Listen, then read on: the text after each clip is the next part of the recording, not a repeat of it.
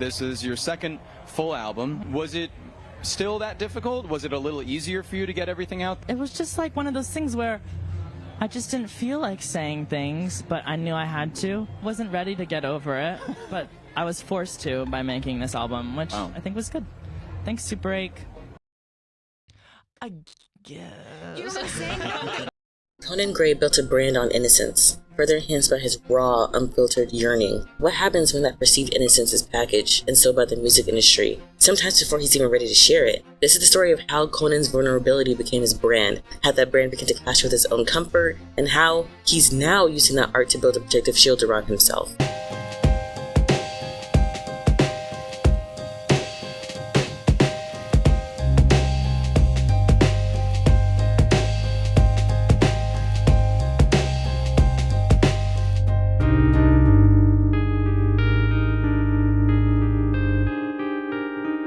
From a bedroom in Texas to stages across the globe, Conan's rise was fueled by a unique and powerful currency, his own perceived innocence.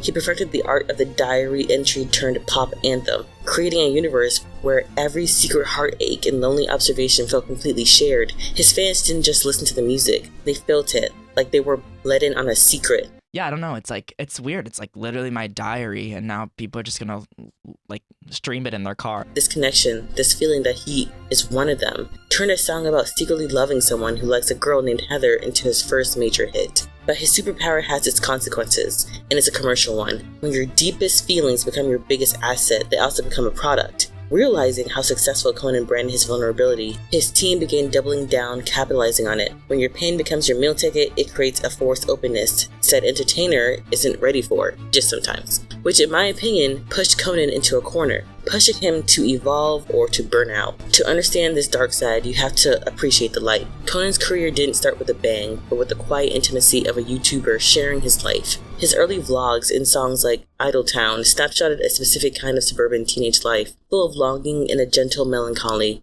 This built his core persona, this approachable, deeply feeling friend. But guys, it's just about that like mourning period of like super annoying, like, yeah, just being really dramatic about the way you're dealing with your pain. He wasn't some distant pop star. He was one of us. This raw vulnerability was the key that unlocked his career, and his debut album, Kid Crow, put it on full display. Now, this album wasn't my cup of tea. I kind of skimmed through it, but from what I could gather, it seemed like a coming-of-age story that touched on his rough childhood experiences with his love life or lack thereof. Have you experienced actual love since you last met?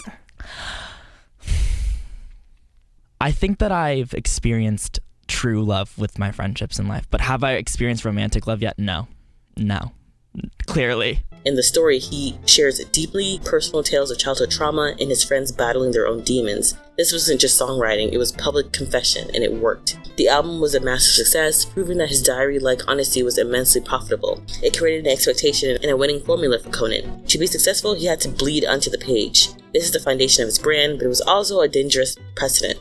This approach peaked with Heather. The song is a masterclass in weaponized yearning. The lyric, "Why would you ever kiss me? I'm not even half as pretty." Why would you ever kiss me? I'm not even half as pretty. Is a gut punch of insecurity that resonated with millions. By channeling his deepest insecurities into a song, he created a new kind of anthem, not of confidence but of shared catharsis. He made it okay to not be okay, and in doing so, he cemented a brand the industry could sell. The boy who was brave enough to be broken for all the world to see. Except for the fact that he'd never been heartbroken. I guess. A lot of his songs, during its creation or its release, it's about other people. The thing about Conan, he's a great storyteller. He often brags about loving to lie. He can create stories and scenarios that enhance the emotions he wanted to portray. It's a different kind of honesty that allows Conan to protect himself while also being truthful. But things start to change with this second album. So what happens when that diary entry becomes a deadline? The very innocence that made Conan a star became a commercial expectation. After the success of Kid Crow, the demand for his specific brand of honesty intensified. The liability wasn't just feeling pain, it was the pressure to constantly mine that pain for public consumption. This tension exploded with his sophomore album, Super 8. The title itself promises a heightened sense of pain, an evolution of sadness from Kid Crow. In interviews, Conan admitted that the album was miserable and terrifying to write. It was so much harder. I hated every second. Harder. I hated every second of making Super Break. I'd never do it again. I wouldn't wish it upon anyone. It was miserable. Wow. Oh my God. I hated it. He described the project as a very true representation of himself, full of vulnerability, heartbreak, and mourning. But there was a clear sense of discomfort. While the songs were touching, his public statements suggested that he wasn't entirely ready for the level of openness the project revealed. Even though he was still creating fictional stories to emote his pain, he was straying away from the comical catharsis that made his angst fun to listen to. Conan dabbled into somber songs, more dark songs where his pain was made uncomfortable to hear. And it's bizarre. I think he pushed his boundaries too far. If people loved his pain in Kid Crow, they probably thought they'd love him bleeding out from his wounds on Super 8. He's built a career on writing about love, yet he's openly said he's never actually dated anyone, living vicariously through the relationship of his friends. Now, disclaimer, I don't know when he started having his own serious romantic experiences. Maybe it started around the second or third album. I'm not too sure. I fell in love for the very first time this past year. Congratulations. Thanks. It did not end well. Anyways, the ecosystem Conan made required a demand for constant, authentic heartbreak, even more complicated. The pain in his music is real, but it's the pain of observation and imagination, a loneliness compounded by watching love from the outside, not to mention the loneliness that came from being a sexual, romantic minority. Being fluid probably made it a little difficult finding serious relationships growing up. Super 8 felt like the moment the industry's monetization of his innocence became unsustainable. He delivered the heartbreak they wanted, but it was clear from his own words that the process was taking a toll, pushing him to a breaking point. Prime examples of this is the songs Footnote and Family Lines from Super 8. The thing about Conan's music is that it never gets too deep. It's just lighthearted enough to sing along to, but heartfelt enough to be endearing. You know that feeling where like you're kind of like so miserable and so like getting over something, but like you like kind of like it and you're like, it kind of feels good. These songs on Super 8 changed all that, especially Family Line. Those lines about his father being filled with rage he'd hit his mother, then talk about his flair for lying coming from his mother's side, needing it to survive. I was shocked listening to it. And yet, it's my favorite song from him, so I don't know what that says about me. Ooh.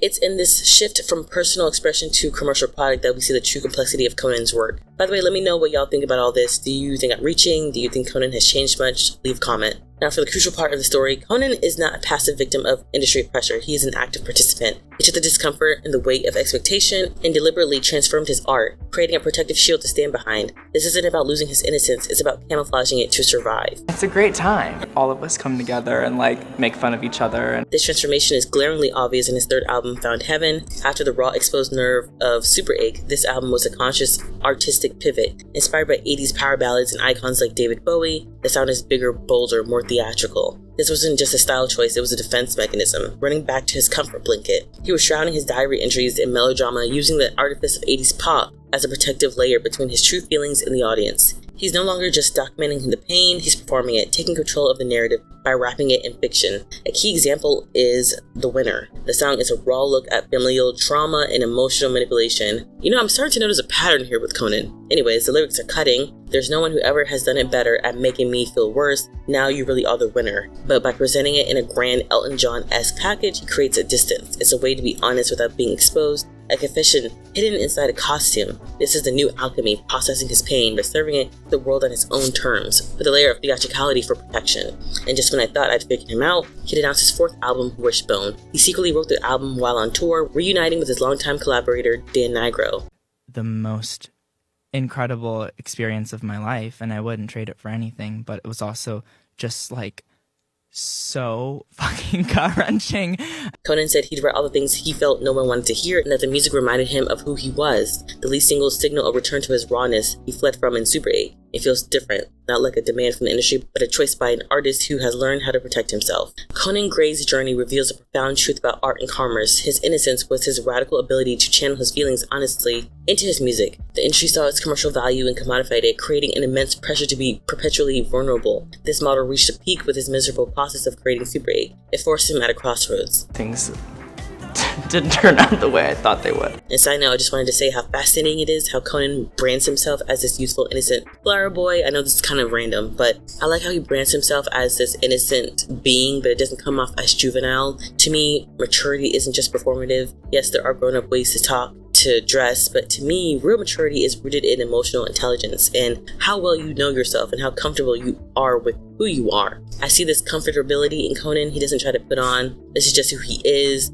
That's why he dropped a single about having his first kiss, well, quote unquote first kiss, and old dude is almost 27. Like, it is what it is. Unlike a certain bestie of his that tries so hard to be seen as mature and adult, and it only ever makes her seem more childish. That's why it doesn't matter how many cuss words you put in your music, adult subjects and activities that you sing about, or how many times you grab your boobs on stage. If the whole world can peep how bothered you are about how young people perceive you as, and then you overcompensate, it kind of just undercuts all of what you're doing. And it just makes you seem more juvenile. Just gradually growing into your adulthood and keep being your authentic self, people will notice and take you seriously. Like, it just takes time. And one more thing, I actually found it really endearing how not only does he brand himself as an innocent person, but he also takes measures to protect his innocence. And it could be like a cultural thing, like he is part Japanese, if I'm not mistaken, and they cherish those kind of things over there. It could also be like a generational thing. I see Conan as a millennial, so maybe keeping his youthfulness intact. It's one of the cultural lessons he's learning from